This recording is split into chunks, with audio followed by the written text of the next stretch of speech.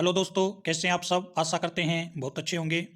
दोस्तों, इस यूट्यूब परिवार के साथ मिलकर हमारी टीम लगातार भारत की जातियां, उनकी उत्पत्ति, उनके संस्थापक और इतिहास में उनके बारे में क्या लिखा है, इस मुद्दे पर लगातार आपके साथ डिस्कस कर रहे हैं।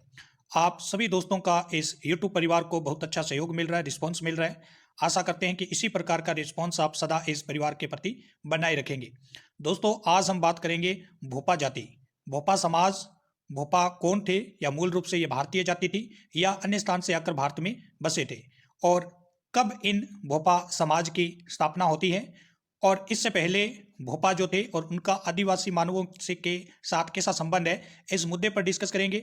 कौन वो व्यक्ति था जिसने भोपा समाज की नींव रखी, इनके जो संस्थापक थे, और इतिहास में जब भारत आज़ादी से पहले ब्रिटिश काल में और इससे पहले जो भारी आक्रांता आए थे, उन आक्रांताओं को देश से बाहर निकालने में भोपा समाज के व्यक्तियों ने किस प्रकार योगदान दिया, और आज़ादी की लड़ाई में ब्रिटिश के प्रति किस प्रकार भोपा समाज ने अपने आप को एक सक्षम जाति के रूप में रखा।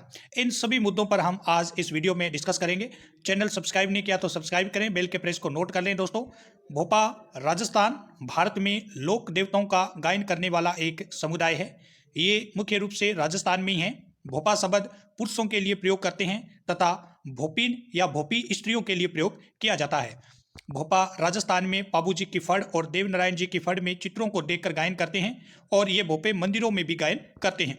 दोस्तों, हम राजस्थान या राजस्थान के आसपास जो पड़ोसी देश है, इसमें आप देख सकते हैं कि कुछ व्यक्ति अपने जो वाद्य यंत्र है उसके साथ क्या करते हैं, गायन करते रहते हैं, और उनकी जो टोन होती है वो अलग प्रकार की होती है। वो व्यक्ति जो होते हैं और दो जोड़ी में होते हैं, एक स्त्री होती है और एक पुरुष होता है। जो स्त्री होती है वो और जो पुरुष होते हैं वो भोपा या भोपिन होते हैं, जो अलग अलग लोक देवताएं हैं, उनकी फड़ों का क्या करते हैं, वाचन करते हैं। भोपा की राजस्थानी परंपरा नंद किशोर शर्मा, इतिहासकार और जैसलमेर में मौजूद डेजर्ट कल्चर सेंटर म्यूजियम के संस्थापक नंद किशोर शर्मा ने बताया कि मरु प्रदेश में भोपों की एक समृद्ध परंपरा है, और वो दो तीन प्रकार के होते हैं। एक तो वो जो देवी देवताओं की कथा गांव गांव बांटते हैं, और दूसरे जो अक्सर मंदिरों में होते हैं और जिनके बारे में समझा जाता है कि उनके भीतर मौजूद विशेष गुणों की वजह से देवी उनमें प्रवेश कर जाती है और उनके माध्यम से बोलती है। इतिहासकार नंद किशोर शर्मा कहते हैं कि आजकल ढोंगी भोपा भी आगे हैं। मतलब दोस्तों, तीन प्रकार के ये भोपा समाज जो है उसमें वर्गीकृत किए गए हैं। एक वो भोपा समाज जो अपने विशेष वाद्य यंत्र के साथ, चाहे आप रावण हथाई ले लें, विशेष वाद्य यंत्र के साथ देवी देवताएं जो है, लोक देवता जो राजस्थान के हैं या अन्य स्टेट के जो लोक देवता है, उनकी फड़ों का क्या करते हैं, वाचन करते हैं। एक वो भोपा या भोपिन समाज होते हैं जो मंदिर के अंदर गायन करते हैं, और उनके बारे में दोस्तों ऐसा भी कहा जाता है कि जिस देवी या देवता का वो वाचन करते हैं, गायन करते हैं, उनमें वो देवी प्रवेश करती है और उसके मुख से वो क्या करती है, श्रद्धालुओं का सद्भाव करती है, और उनको जो सद्भावना है वो उनके मुख से प्रकट होती है। और एक वो भोपे होते हैं जो कुछ नहीं करते, बिल्कुल पाखंड करते रहते हैं। ढोंगी भोपे भी प्रचलित में हैं। नंद किशोर शर्मा कहते हैं कि देवी को जगाने के लिए जिन छंदों, रचनाओं और मंत्रों को गीत में प्रस्तुत किया जाता है, वो मुस्लिम मंगनियार भी गाते हैं, और ये गीत जो है रात में गाए जाते हैं, जिसे रति जोगा भी बुलाया जाता है। और उस समय बड़ा ढोल भी बजाया जाता है। 27 सितंबर को गांव की कुल देवी के लिए मंदिर में जागरण का आयोजन होता था, जिसमें गाने के लिए भोपा रमेश सुतार को बुलाया गया था। दोस्तों, 27 सितंबर काफ़ी इंपॉर्टेंट डेज है पूरे भारत के लिए, क्योंकि ये जो भ्रमण है, म्यूजियम्स है, देश विदेश से लोग आते हैं, वो डेज जो है 27 सितंबर को ही मनाते हैं। इसी 27 सितंबर को अलग अलग राजस्थान के या राजस्थान के बाहर जो प्रसिद्ध मंदिर है, उनमें क्या होता है, बहुत प्रसिद्ध विशाल जागरण का आयोजन किया जाता है, और उसके अंदर बुलाने के लिए जो व्यक्तियों को बुलाया जाता है, आमंत्रित किया जाता है, वो भोपा लोग ही होते हैं। काफ़ी सुप्रसिद्ध जो है वो अपने आप शब्दों को व्यवस्थित तरीके से व्यक्तियों के सामने रखते हैं। शुरुआती खबरों के मुताबिक भोपा रमेश ने अहमद खान को खास गायन के लिए कहा, जो मंगनियार गायक अच्छी तरह नहीं कर पाए, और देवी ने भोपा के शरीर में प्रवेश नहीं किया। इसके बाद वो नाराज हो गए और अहमद की पिटाई की गई। भोपा रमेश ने कथित तौर पर अहमद खान को देवी को प्रसन्न करने वाला गीत गाने को कहा था। भोपा लोगों के राज्य में लोक देवताओं के पुजारी गायक हैं। राजस्थान भारत एक स्क्रोल के सामने प्रदर्शन करते हैं, जिसे फड़ मतलब राजस्थानी भाषा में बराबर के रूप में जाना जाता है, जो लोक देवता की कथा के एपिसोड को दर्शाता है और एक पोर्टेबल मंदिर के रूप में कार्य करता है। भोपा इस ले फड़ परंपरागत रूप से और बीमारी और दुर्भाग्य के समय के दौरान इनके इलाकों में प्रदर्शन करने के लिए ग्रामीणों ने आमंत्रित कर रहे हैं। जो घरों के अंदर परंपरागत रूप से फड़ का वाचन होता है वो तो अपने फड़ का वाचन करवाते हैं। इसके अलावा अगर घर में लगातार बीमार व्यक्ति हैं, बीमार बहुत ज़्यादा फैल रही है, बीमारी पूरे परिवार को अपने जकड़ में ले रखी है, तो भी लोक देवताओं का फड़ का वाचन व्यक्ति जो है जिस घर में काफ़ी बीमारी फैली हुई है तो उसको भगाने के लिए क्या करते हैं, भोपा से फड़ों का वाचन करवाते हैं।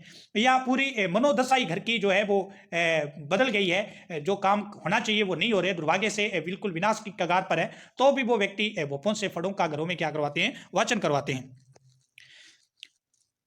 परंपरागत रूप से फड़ को पारगमन में घुमाया जाता है। एक गांव या शहर पहुंचने के बाद भोपा खड़ा फड़ रात होने के तुरंत बाद एक उपयुक्त सार्वजनिक स्थान पर दो खंभों के बीच प्रदर्शन रात भर चलता है, केवल सुबह जल्दी समाप्त होता है। भोपा गुर्जर, राजपूत और नायक सहित विभिन्न जातियों के होते हैं। भोपा गुर्जर जाति के भी होते हैं, भोपा राजपूत जाति के भी होते हैं और भोपा नायक समूह के भी होते हैं। लोक देवताओं की महाकाव्य कथाएं भोपाओं द्वारा जागरण मतलब रात में जागरण के दौरान सुनाई जाती है। इन जागरणों का उद्देश्य है लोक देवताओं के प्रकाश उपस्थिति को जगाना। एक फड़ रिक्ति मतलब प्रदर्शन के क्रम को नियमानुसार संक्षेपित में किया जा सकता है। भोपा पाबूजी की कथा के विभिन्न प्रसंग गाते हैं और उनकी पत्नी, जिसे भोपी के नाम से जाना जाता है, वर्णित दृश्य के पास एक तेल का दीपक रखती है। भोपी एपिसोड के कुछ हिस्से भी गाते हैं। मोहन भोपा जिनका 2011 में निधन हो गया था, उनकी पत्नी बतासी भोपी के साथ प्रदर्शन किया था। पाबूजी एक प्रसिद्ध गायक पुजारी हैं जिन्हें लेखक और इतिहासकार विलियम ड्रेमिरल पल ने अपनी प्रसिद्ध पुस्तक 9 लाइव्स में कवर किया है। अपने पति की मृत्यु के बाद बतासी अब अपने बड़े बेटे महावीर के साथ परफॉर्म करती है। देवता देवनारायण के 3 अलग अलग प्रकार के भोपा हैं, अर्थात मंदिर भोपा, जमात भोपा और पर भोपा। देवता देवनारायण के जमात भोपा केवल गुर्जर समुदाय से ही हो सकते हैं, क्योंकि जमात देवजी संप्रदाय से संबंधित है।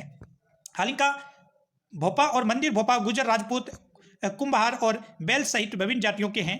प्रदर्शन के दौरान एक जंतर एक प्रकार की जलहाट वाली वीणा है जिसमें लौकी या लकड़ी के 2 गुंजमान यंत्र होते हैं। मतलब ये जो देवनारायण जी की फड़ का वाचन करते हैं भोपा, अलग अलग प्रकार के भोपा होते हैं जो इसका वाचन करते हैं, उनके पास एक विशेष प्रकार का यंत्र होता है जिसको जंतर के नाम से जानते हैं। जंतर दोस्तों किस प्रकार का बनता है, एक प्रकार की जलहाट वाली वीणा होती है।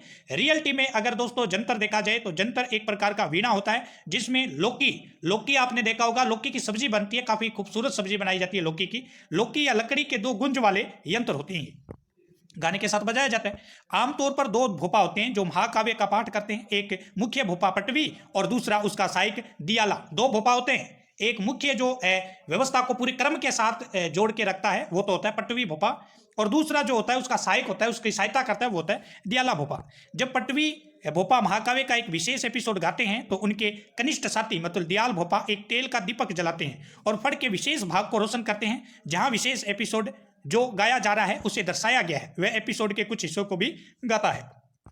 फड़ लंबे कपड़े पर बनाई गई कलाकृति होती है। फड़ क्या होती है दोस्तों, एक जहन में ये प्रश्न जरूर आता है कि फड़ होता क्या है। तो फड़ लंबे कपड़े पर बनाई गई कलाकृति होती है जिसमें किसी लोक देवता, विशेष रूप से पाबूजी और देवनारायण जी की कथा का चित्रण किया जाता है। फड़ को लकड़ी पर लपेट कर रखा जाता है। इसे धीरे धीरे खोलकर भोपा तथा भोपी द्वारा लोक देवताओं की कथाओं को गीत व संगीत के साथ सुनाया जाता है। राजस्थान में कुछ जगहों पर जाति विशेष के भोपे पेशेवर पुजारी होते हैं। इनका मुख्य कार्य किसी मंदिर में देवता की पूजा करना तथा देवता के आगे नाचना गाना होता है।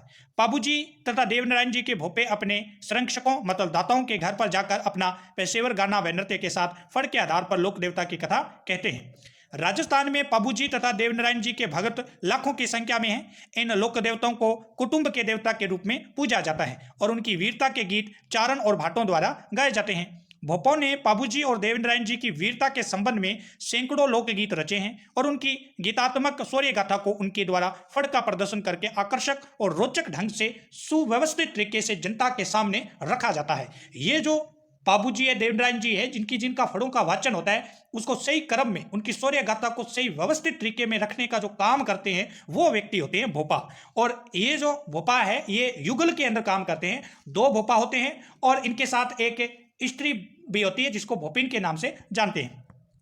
पाबूजी के भोपों ने पाबूजी की फड़ के गीत को अभिनय के साथ गाने की एक विशेष शैली विकसित कर ली है।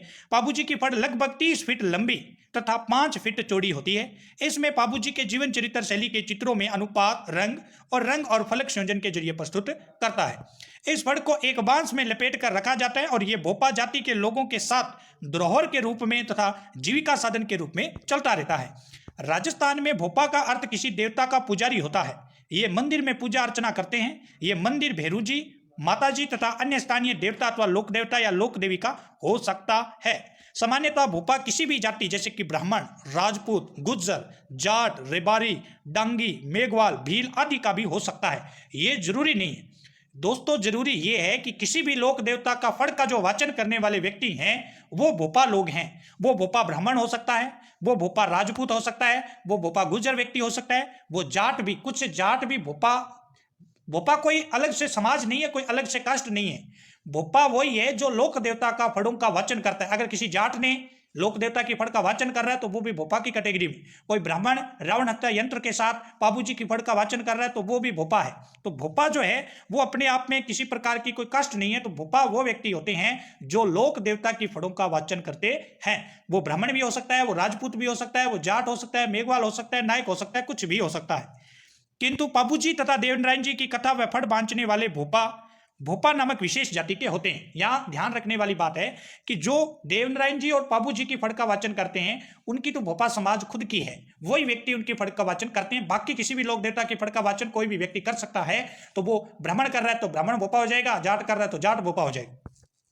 बाबूजी की फड़ जो एक वस्त्र पर बनाई गई चित्रकारी है, फड़ को पड़ के रूप में भी बोला जाता है। कई जगह फड़ बोलते हैं, कई जगह पड़ बोलते हैं। दोनों का मीन्स जो अर्थ है वो एक है। इनकी स्मृति में प्रतिवर्ष जैसलमेर के पास प्राचीन गांव कारियाप में फड़ महोत्सव के रूप में एक मेले का आयोजन होता है। आपको पता है दोस्तों, बाबूजी जो है लोक देवताओं में काफी प्रसिद्ध है। कहा जाता है कि राजस्थान में सबसे पहले ऊंट लाने का श्रेय या सांड लाने का श्रेय बाबूजी को था।